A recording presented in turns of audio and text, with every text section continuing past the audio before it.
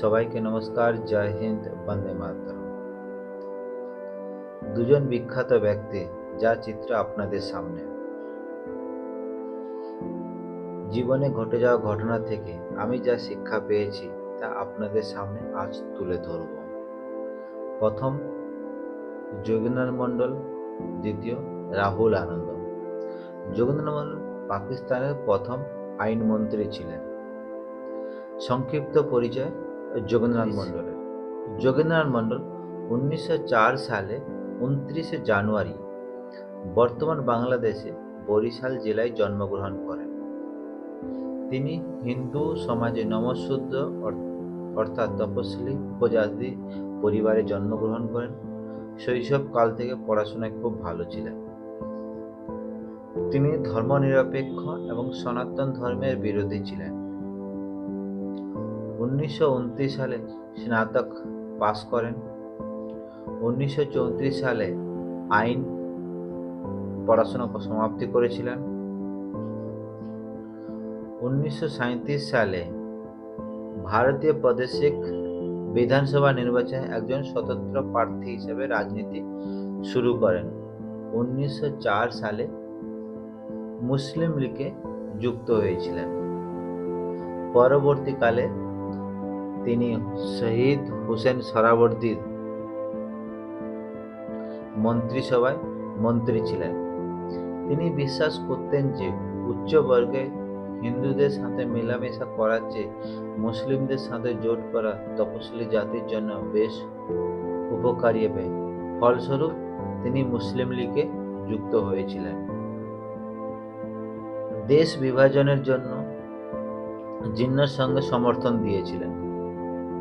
দেশ বিভাজনের পরে পূর্ব পাকিস্তান এবং পশ্চিম পাকিস্তানের প্রথম ল মিনিস্টার হয়েছিলেন। 1950 সালে তৎকালীন পাকিস্তানের প্রধানমন্ত্রী লিয়াকত আলী খানের কাছে পদত্যাগপত্র জমা করে ভারতে ফিরে আসেন। 1968 সালে 5ই আগস্ট উত্তর 24 পরগনার বনগাঁতে পরলোক গমন করেছিলেন।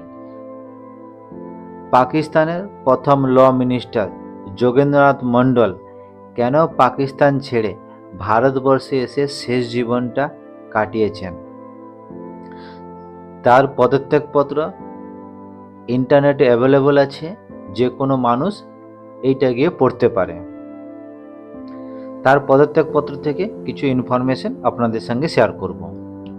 1946 সালে অক্টোবর মাসে নোয়াখালী দাঙ্গার পরে কলকাতা হত্যাকাণ্ড ঘটে, যেখানে তপশিলি উপজাতি সহ হিন্দুদের হত্যা করা হয় এবং শত শতকে ইসলাম ধর্মে ধর্মান্তরিত করা হয়। হিন্দু নারীদের ধর্ষণ এবং অপহরণ করা হয়। প্যারাগ্রাফ 3। তারা শুধু নমঃশূদ্রদের কিছু বাড়িতে অভিযান চালায়নি, বরং নারী পুরুষ উভয়কে নির্মমভাবে মারধর করে, তাদের সম্পত্তি ধ্বংস করে, মূল্যবান জিনিসপত্র নিয়ে যায়। গর্ভবতী মহিলাকে নির্মমভাবে মারধর করার ফলে ঘটনাস্থলে গর্ভপাত হয়। স্থানীয় কর্তৃপক্ষের এই নির্মম কর্মকাণ্ডে বিশাল এলাকায় আতঙ্ক ছড়িয়ে পড়ে। প্যারাগ্রাফ 11। কিন্তু কোনো তদন্ত হয়নি। এমনকি জেলা কর্তৃপক্ষের কাছে আমার চিঠিও স্বীকার করা হয়নি। আমি তখন বিষয়টি আপনার সহ পাকিস্তানের সর্বোচ্চ কর্তৃপক্ষ নজরে আনলাম, কিন্তু ভালো ফল হয়নি বা কোনো লাভ হয়নি। প্যারাগ্রাফ 12। তো আমি সবাইকে অনুরোধ করব যোগেন্দ্রনাথ মণ্ডলজির এই পদত্যাগপত্রটা পড়ার জন্য। রাহুল আনন্দের সংক্ষিপ্ত পরিচয়। বর্তমান বাংলাদেশের বিখ্যাত সঙ্গীত শিল্পী রাহুল আনন্দ 1976 সালে 30 জুন হাবিবগঞ্জ জেলায় বাংলাদেশে জন্মগ্রহণ করেন। নারায়ণগঞ্জে স্কুল জীবন কেটেছে, তারপর সিলেট কলেজে অতিবাহিত হয়। তিনি ধর্মনিরপেক্ষ এবং মূর্তি পূজার বিরোধী ছিলেন। তিনি বাংলাদেশের জনপ্রিয় ব্যান্ড জলের গান বানিয়েছিলেন। 2023 সালে ফ্রান্সের রাষ্ট্রপতি বাংলাদেশ সফরে এসে রাহুল আনন্দের বাড়িতে এসেছিলেন। গত বছর রাহুল আনন্দের এই বাড়িতে এসে প্রায় 2 ঘন্টা কাটিয়েছিলেন ফ্রান্সের প্রেসিডেন্ট এমানুয়েল ম্যাক্রো।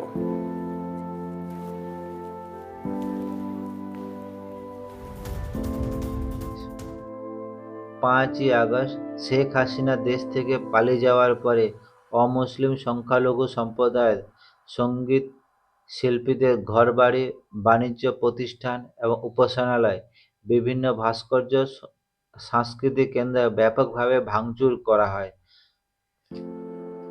যে রাহুল আনন্দ এবং তার পরিবারের সঙ্গে এই জিনিসটা কেন হলো, ছবিটা দেখবেন। তার ছেলে এবং স্ত্রীকে নিয়ে বাড়ি ছাড়তে বাধ্য হয়েছে, বাড়ি থেকে বের করে দেওয়া হয়েছে রাহুল আনন্দকে। সোমবারই জলের গানের প্রধান রাহুল আনন্দের ধানমান্ডির বাড়িতে হামলা চালায় দুষ্কৃতীরা। তার বাড়িতে থাকা ৩,৫০০ বাদ্যযন্ত্র ভাঙচুর করা হয়। এটা শুধু রাহুল আনন্দের বাড়ি ছিল না, এই বাড়িতে ব্যান্ডের অনেক গান লেখা হয়েছে, অনেক সুর দেওয়া হয়েছে। গানের অফিসিয়াল স্টুডিও হিসেবে ব্যবহৃত গানের মতন।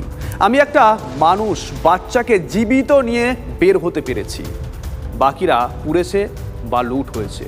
তবুও শান্তি আসুক আমার সোনার দেশে, যে কোনো মূল্যে। যে মূল্য, সে মূল্য যদি হয় আমার সোনার সংসারে পোড়া ছাই অথবা বাদ্যযন্ত্র পোড়া কয়লার বিনিময়ে, তাতেও দুঃখ নেই।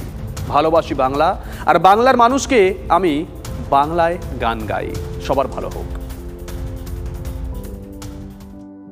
এই দুজন বিখ্যাত ব্যক্তি ধর্মনিরপেক্ষ মানুষ ছিলেন, অর্থাৎ সেকুলার মানুষ ছিলেন।